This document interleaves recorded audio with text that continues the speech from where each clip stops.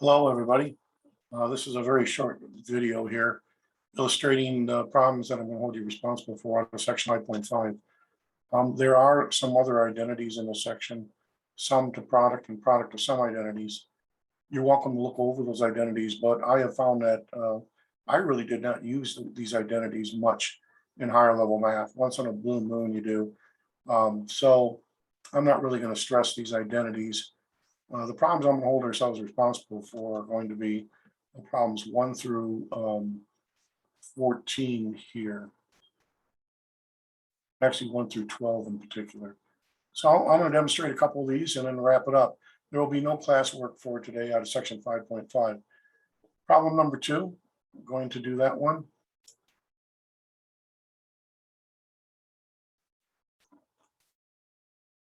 It indicates that we are to evaluate exactly this expression, the cosine of the arc sine or the inverse sine of 3/5 minus the inverse tangent or the arc tangent of 2.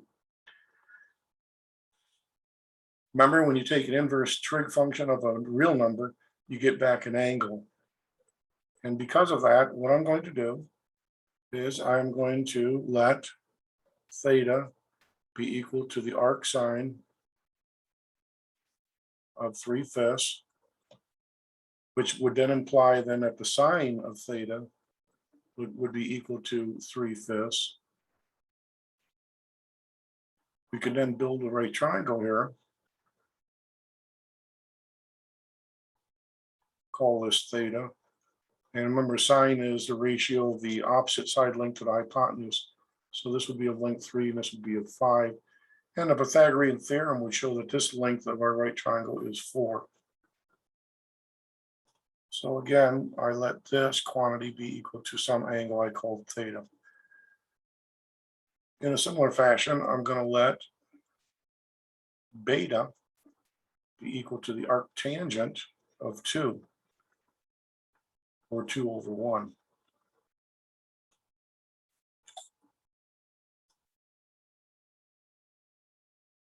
Being the case, I can build a right triangle.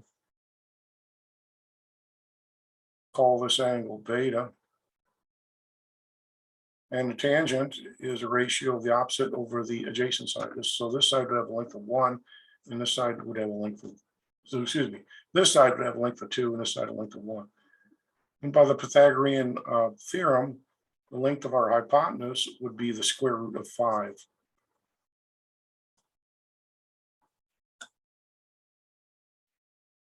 So now we definitely have a triangle for theta and for beta. So this quantity again was set equal to some angle called beta. Hence, ladies and gentlemen, what we now have is we have cosine of theta minus beta.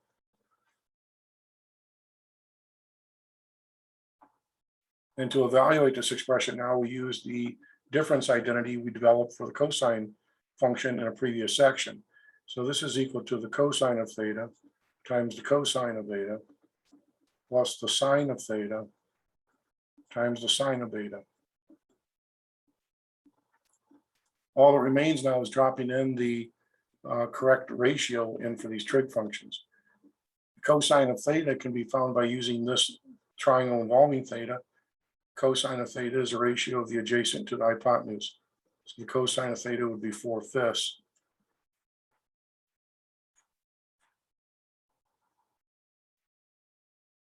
Times the cosine of beta. Cosine of beta would have us use this right triangle here. And the cosine of beta is the adjacent side over the hypotenuse, so 1 over the square root of 5.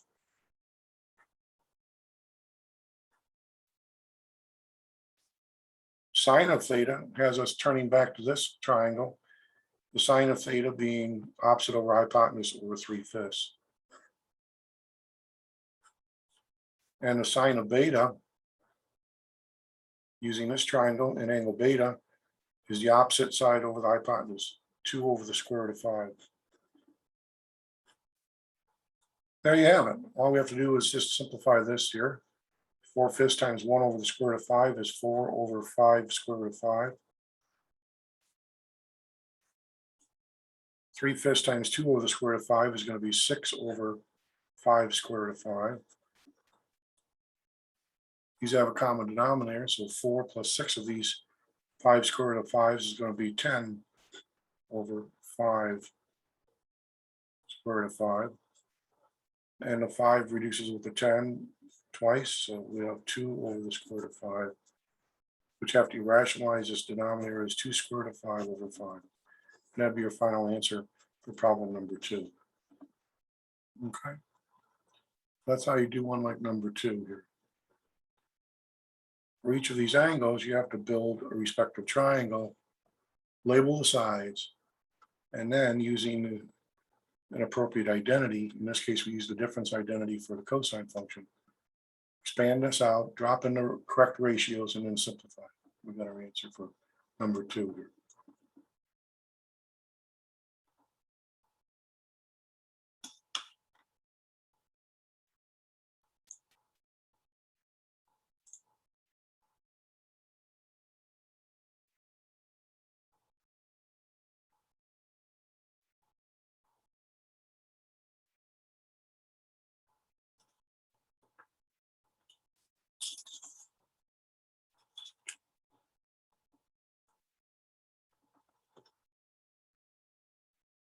One like number 4, the sine of the inverse tangent of 1/2 minus the inverse sine of 1/2.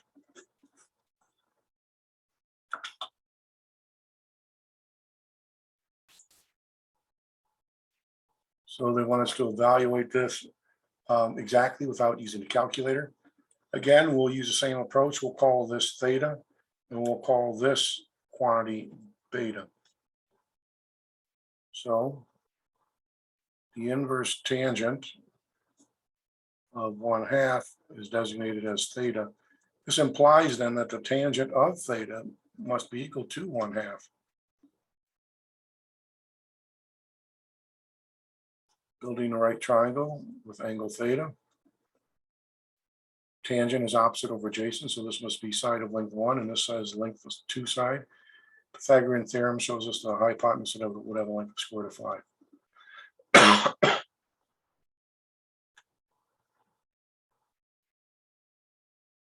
Inverse sine of 1/2. The inverse sine of 1/2 is equal to beta, which implies then that the sine of beta is equal to 1/2. Building a right triangle with angle beta. Sine is opposite over hypotenuse. Finding the missing third side using the Pythagorean theorem. This will be the square root of 4 minus 1 or square root of 3. Notice you can recognize this as being your 30, 60, 90 triangle. Notice that. All right. Anyways, to evaluate this expression exactly, we can now say that we're trying to evaluate the sine of theta minus beta. And therefore, we would use the difference identity for the sine function. So expanding this out, we have the sine of theta times the cosine of beta minus the cosine of theta times the sine of beta. The sine of theta will have us using this right triangle, the sine of theta being the ratio of the opposite over the hypotenuse length, so 1 over the square root of 5.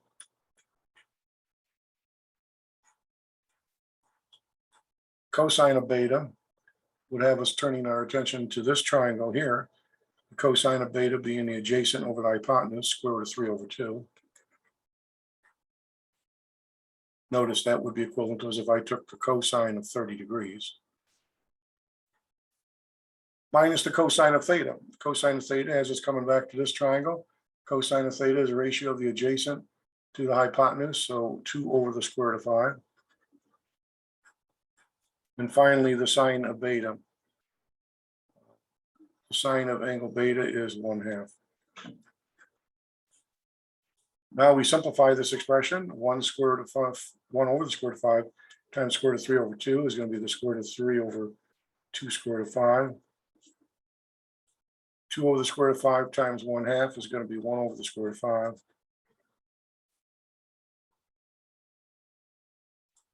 Or we could have left it as 2 over 2 square root of 5 if we want a common denominator.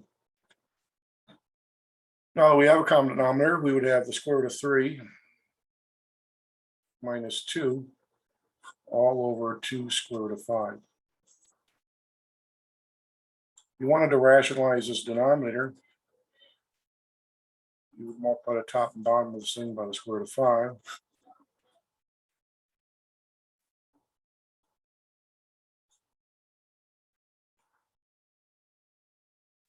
We have the square root of 15 minus 2 square root of 5. Here we would have 10 in our denominator.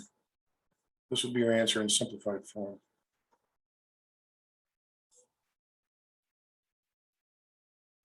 So that's how you do a problem like number 4 here.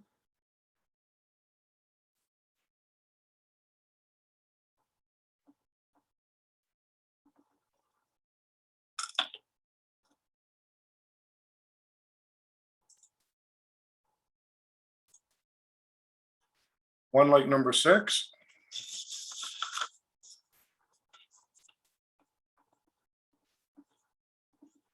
They want us to evaluate exactly the sine of 2 times the inverse tangent of 3/4.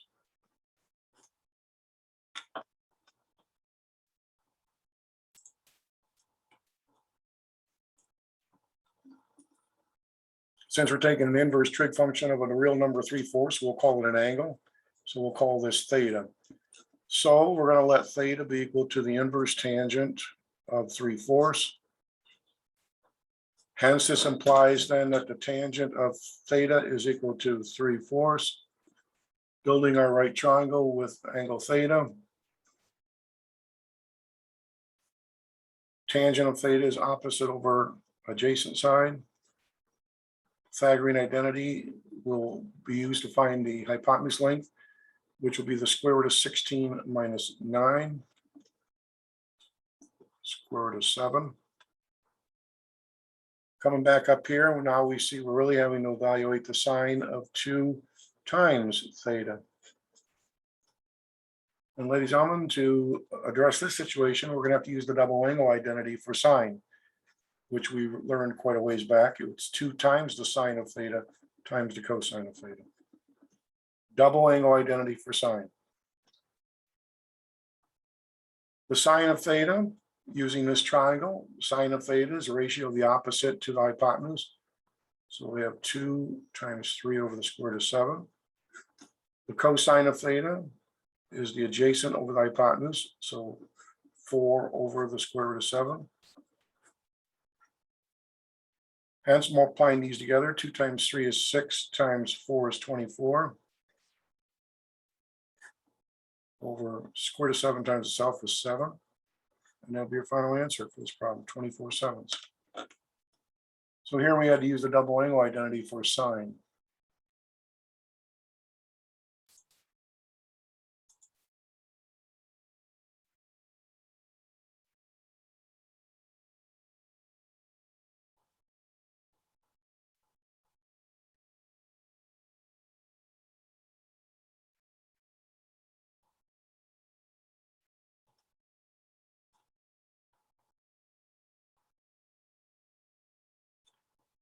Finally, we'll work one out like number 12 here.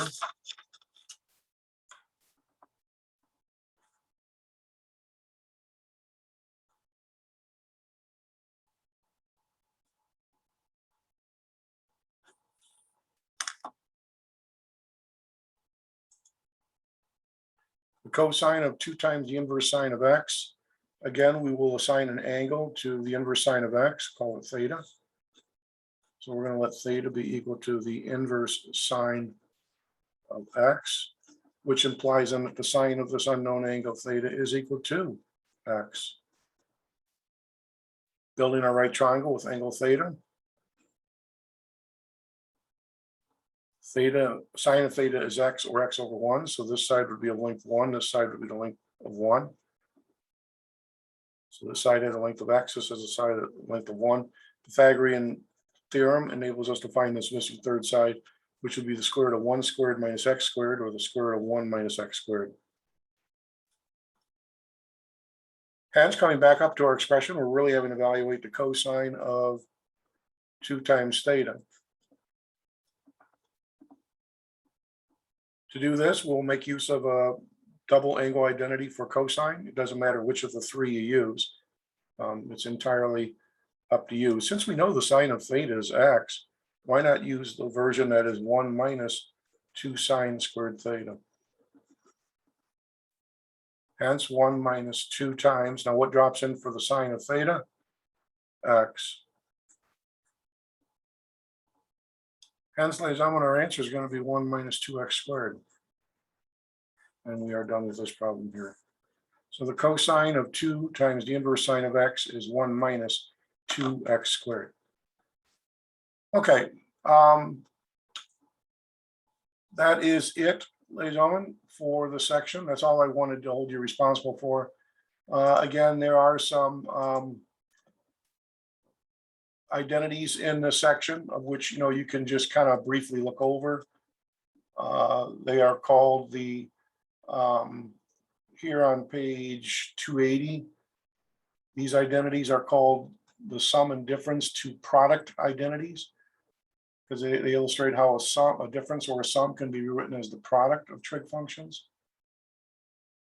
All right, and the derivation of these identities is illustrated on page 280 if you want to know where they come from. Again, I'm not going to hold you responsible for these identities here, these sum or difference to product identities.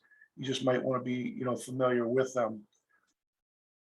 Also, earlier in the section, they developed the